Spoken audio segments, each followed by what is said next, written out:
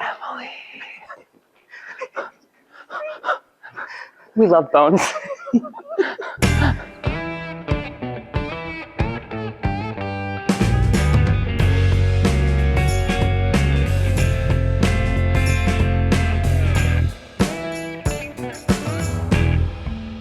Templo Mayor, or the Great Temple, was the religious and political center of the Aztec capital city of Tenochtitlan, located in what is now Mexico City. The temple was built over stages between the early 14th and early 16th centuries. Templo Mayor was not only a religious site, but also a symbol of the political power of the Aztec Empire. It was where important rituals and ceremonies, including human sacrifice, took place to ensure the well-being of the city and its inhabitants. The Aztecs believed that sacrificing captives and volunteers to the gods would maintain cosmic balance and prevent natural disasters. Templo Mayor was largely destroyed by the Spanish conquistadors after the fall of Tenochtitlan in 1521, and its exact location was lost over time. Throughout the 20th century, though, work on the historic city center in Mexico City led to the rediscovery and subsequent excavation of Templo Mayor. Archaeological excavations since then have unearthed numerous artifacts and structures, revealing the temple's complex history and its importance in Aztec society. Today, Templo Mayor is part of the UNESCO World Heritage Site of the Historic Center of Mexico City, and its museum displays artifacts recovered from the site, providing a window into the Aztec world for visitors from around the globe. We keep using the words Aztec and Mexica. Yes. And do you want to really quickly talk about why? Yes. So we, like most people in the Western world, we probably know them as the Aztecs.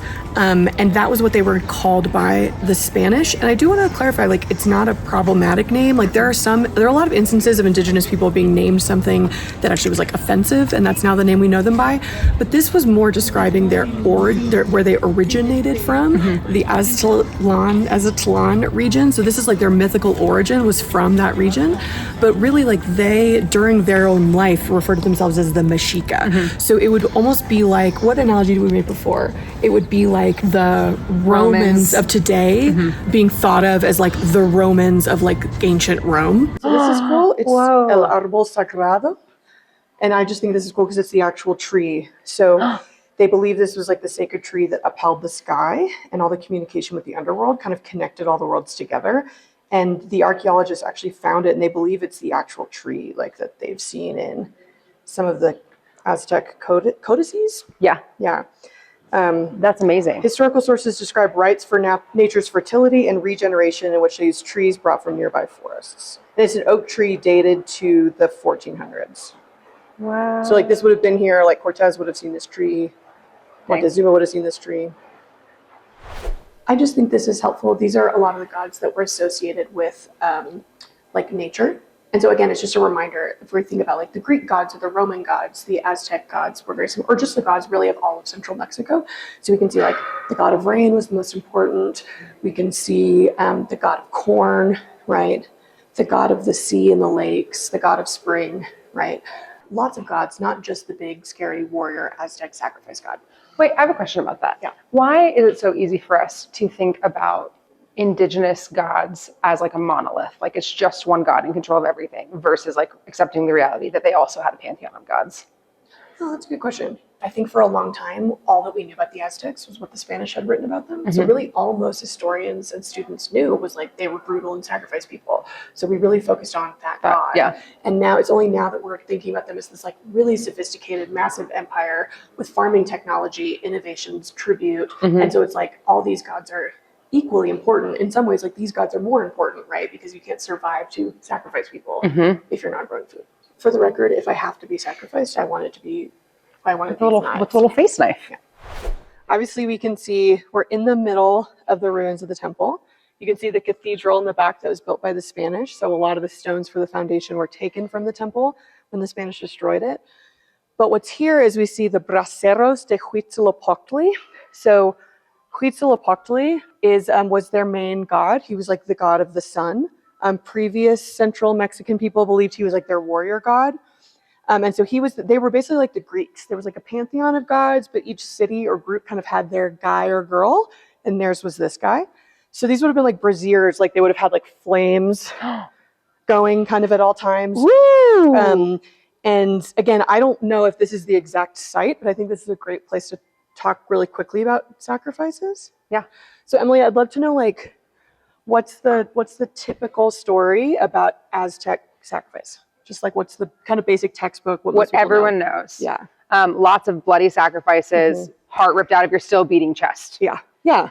Really brutal, like an insane number, that sort of thing. And I want to be really clear. They did commit human sacrifice and it was brutal and bloody. And by the end, it was a pretty big number. But the reasons for doing that are like a lot more nuanced and interesting, which we can talk about. Yeah. So what were the different reasons why civilizations in general would often commit human sacrifice? Like we know this across the world, early civilizations did this. Why? It was because in times of like famine or great disasters, whether that's earthquakes or tornadoes or hurricanes, they thought that this was a way to appease the gods through blood sacrifice.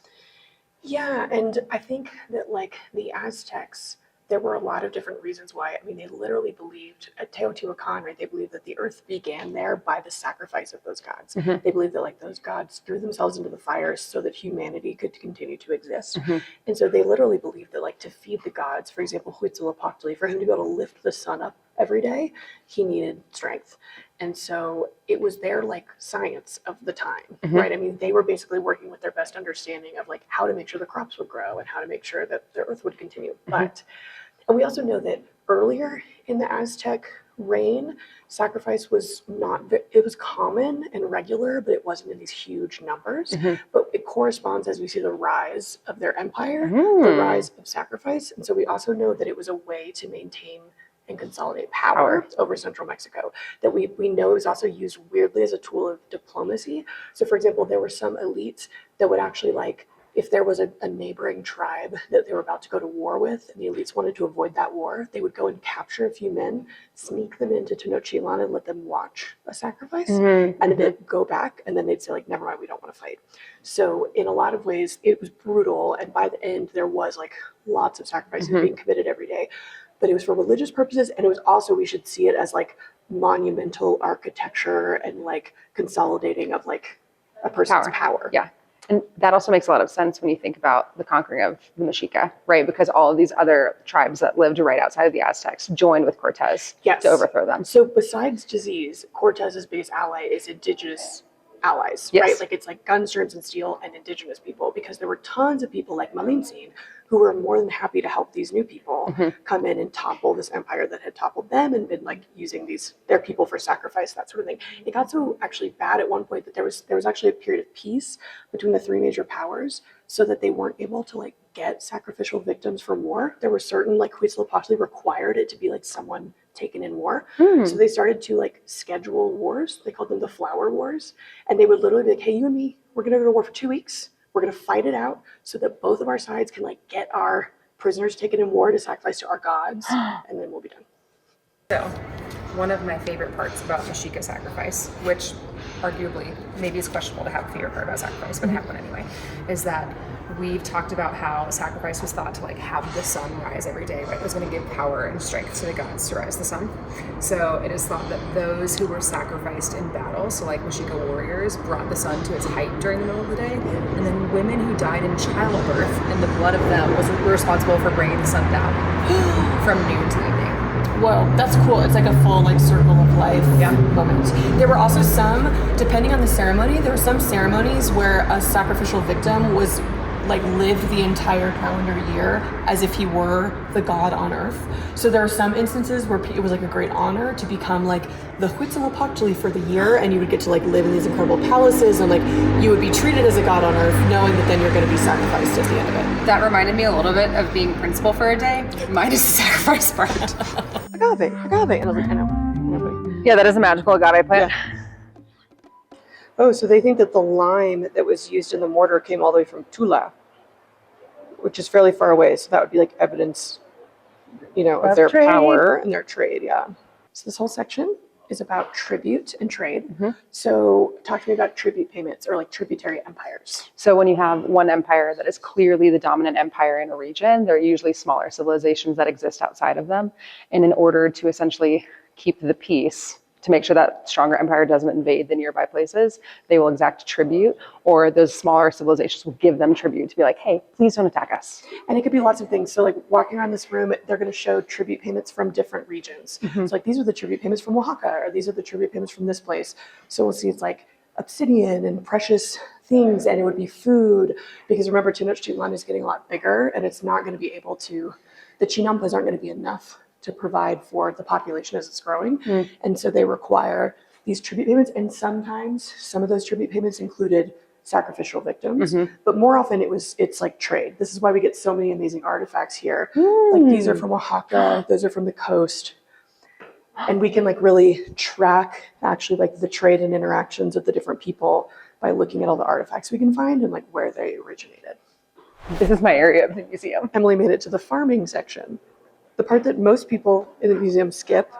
No, this is what I would do if I were living in this time period. Emily just wants to know, how did they grow food? Look at that. Aguacates. What other Spanish words do you know for food? Nopales. Great. Guayaba is guava. Sure. Chiles. Sure. Maíz. Arroz. Frijoles. Beans. You passed 7th grade Spanish. Yes. Congratulations. This is another thing that is really interesting for understanding how Montezuma dealt with Cortez when they first arrived, is that the way that Montezuma understood like statecraft and diplomacy was if you are trying to like make peace, you offer tribute payments. So there's all these stories. Cortez was like, we showed up and they just gave us a bunch of stuff. Clearly they just wanted us to come and take it. And it's clearly not understanding that this was Montezuma trying to be a diplomat. To be like, hey, look, we don't need to fight. Like, let me give you some of my most precious things. But Cortez and his like Spanish kind of late medieval understanding was like, oh my gosh, they're so weak. They're just handing us their gold, right? So this is, Teotihuacan was abandoned around the 6th century, 6 centuries before Tenochtitlan was founded. But the appropriation of the past was of great importance to the government.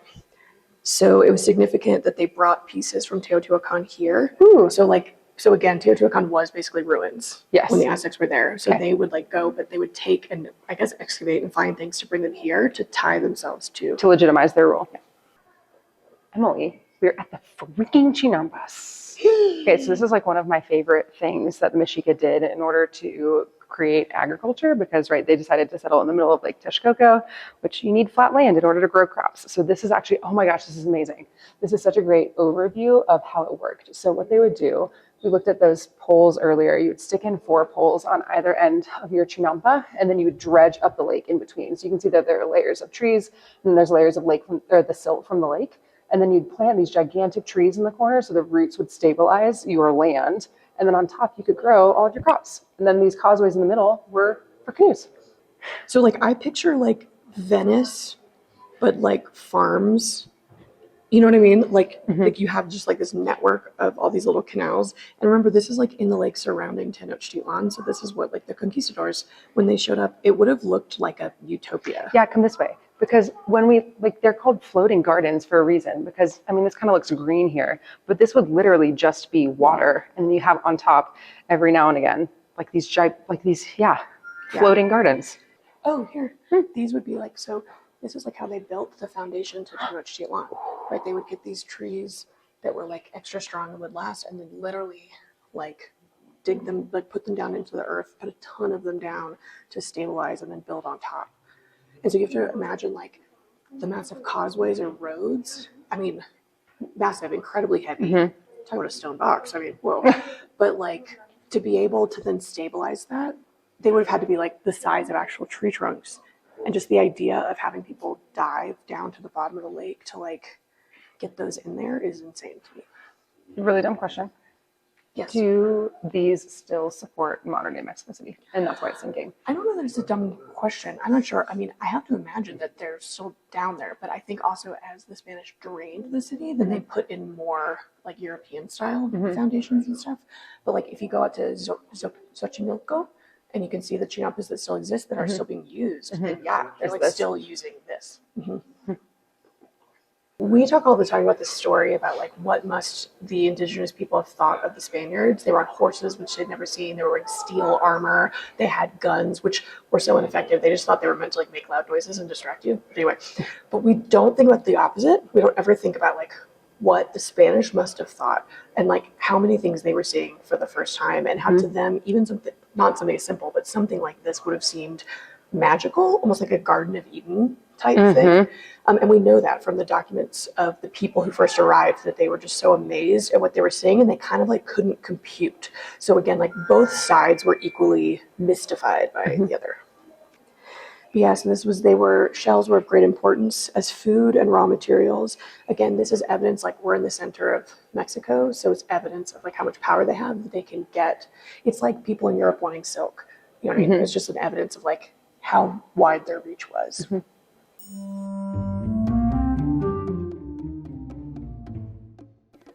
Tenochtitlan. It's only a model. So there, in my class, I use excerpts of Cortez's diary when he first actually comes to Tenochtitlan, and he talks about the Templo Mayor being grander and greater than the cathedrals of Seville. Yeah. Which is really incredible. That even, it's so easy for us to look at how the Spanish like demeaned the indigenous peoples of the Americas, but he himself regarded its splendor. A lot of the explorers in their diaries and stuff, they talked about when they were like going through the jungles and they turned the corner and they were looking down at Tenochtitlan, which is like in the center of a lake. There would have been these like huge causeways, essentially like bridge highways going like into the city. And they all talked about that they thought it was a mirage, or they thought that they might actually be like losing their minds because they'd never seen anything. They also talked about how clean it was. Like it was the cleanest city they'd ever seen. It's only a model, but I think this is really helpful to get a sense of the scope of what we're talking about, right? So this is the lake. So if you were the Spaniards and you were the conquistadors, come with me, you'd be like trekking through and you would emerge. And this is what you would look out on, is this massive lake. You can see in the back, like painted on the back, is Tenochtitlan. So all of this would have been water, and then chinampas and other temples, temples like floating in the middle of this lake, this kind of mountain over here. And so we can sort of imagine, I think this does a good job of visualizing like just how massive this was. And I think it does a really great job of showing the causeways too, right? Of like how long that would have taken. You said it's like gigantic causeways to get to the actual city itself. And they go to like, one goes across the lake over that way, one goes out over here, because of course they had allies and sometimes enemies in the other tribes around the lake, where there were like other tribes settled kind of around other parts of the lake that they were often in communication with. And then we're going to see like oftentimes they intermarried, right? And so they like tried to make like the royal line of Tenochtitlan reflect these different tribes. But Cortez, when he comes, is going to capitalize on that too. He's going to start to figure out like that there's, maybe some bad blood between certain groups or whatever. So again, it's a fragile empire. I also think, we haven't talked yet about the myth of why they chose to settle in the middle of a lake, but I do think that it worked out quite advantageously for them because they were able to figure out chinampas first so they could have food. But then if anyone is going to attack you, and in fact, the Spanish had a really hard time, right? The Spanish got invited in by Montezuma, which people criticize him for that. And it's like, what else was he going to do?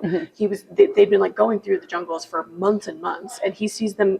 I'm head of state. He's a head of state. I'm going to invite him in and try to negotiate. But at one point, like the Cortez goes out of Tenochtitlan and back and forth a few times. At one point, some of his men literally get like trapped on the island, and then it's almost like these fortifications like worked against them. So it did make it, I think, a lot harder for the Spaniards to just come in and sweep the area, because you get caught. Like I think during an act of rebellion, when Montezuma was still alive, they destroyed, I think, 3 of the causeways. So there was only one way in or out, and there's this really beautiful and stark painting of like the Spanish going down that one causeway and being killed, and it's like a funnel, right? You're like funneling people in. This would have been the center of Tenochtitlan. And then this became, for a few years, while Cortez is still trying to consolidate his power, because contrary to popular belief, the Aztecs don't get conquered like in one night, or essentially. Their administrative center is over in Coyoacan, which is where like the Frida Kahlo house and the Leon Trotsky house is. But after a few years, once they're able to subdue and they're able to basically clean up Tenochtitlan, the center part, because there was so much battle and warfare, then they start building. And again, they take down the temple, build their church and other churches. They're also going to build a palace, which is just over on this side, which is going to be their center of government. I feel like it's crazy to remember that this is like we're in a lake. yes. Oh, I love this quote. It's like a speech about independence in 1861. So I guess during those reform wars and stuff, right? And he's saying, "De donde venimos? Where are we from? Where are we going? This is the double problem whose resolution we can't find without looking at societies discovering faith in each other, going to yesterday, the flowers of tomorrow. Like, Mexico's really good when they're creating their national identity in the late 19th, early 20th centuries, at going back to indigenous Aztecs. And like, we need to marry these two things together in a way that's really cool. Can we also just acknowledge that she just directly translated a Spanish thing from the wall? I can like barely speak English. So 1982 is like when the archaeological site kind of started to open up. They like discovered some of these ruins, and then they approved excavation, which obviously is a huge deal because like we're in the middle of the historic center. And so it's really, we've really only been excavating since the 80s. So it's just a really nice reminder that like history is so recent. Like we are still learning so many things about the Aztecs that like we're discovering at the moment. Can I ask a really dumb question? Please.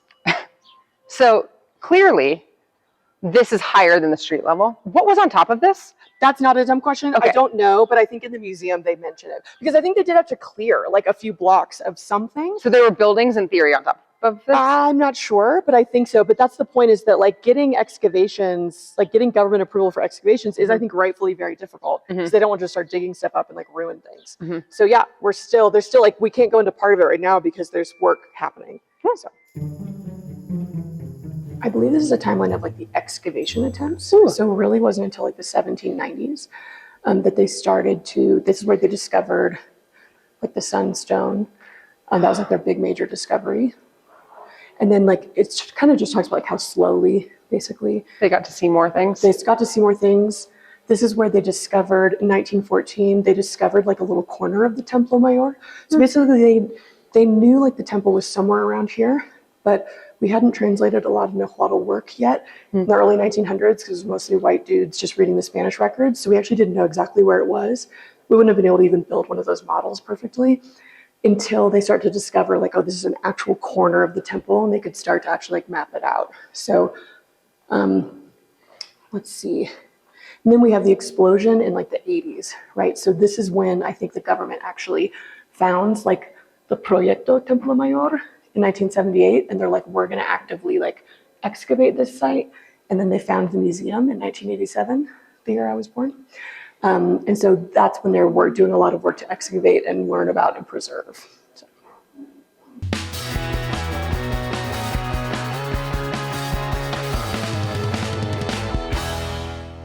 Hot take, pumas and jaguars. I kind of think they're the same thing. They are not the same thing. Or you're sure? Yeah. Have you ever seen a puma and a jaguar in the same place?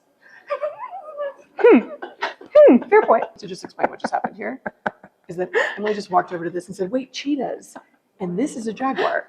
And so I just wanted to be clear that neither of us are the experts on jungle cats that we claim to be. Okay, Emily. In my brain, jaguars were black. All black. Me too. And leopards were spotted. Me too. Oh. Emily, Oh, puma. I got it now. Okay. I concede. this is not a jaguar. This is not a jaguar, but A I was thinking jaguar. of two things. There are two types of jungle cats that people say different names for, and they actually are like the same. And I'm going to find out what it is. Are we talking about like puma and cougar? Because those are the same. That's what I was thinking. Puma, of. cougar, mountain lion. Puma, cougar, mountain lion. Same. Not the same as jaguar. Right. Very different, in fact. What about a leopard? Spots. Always? Okay.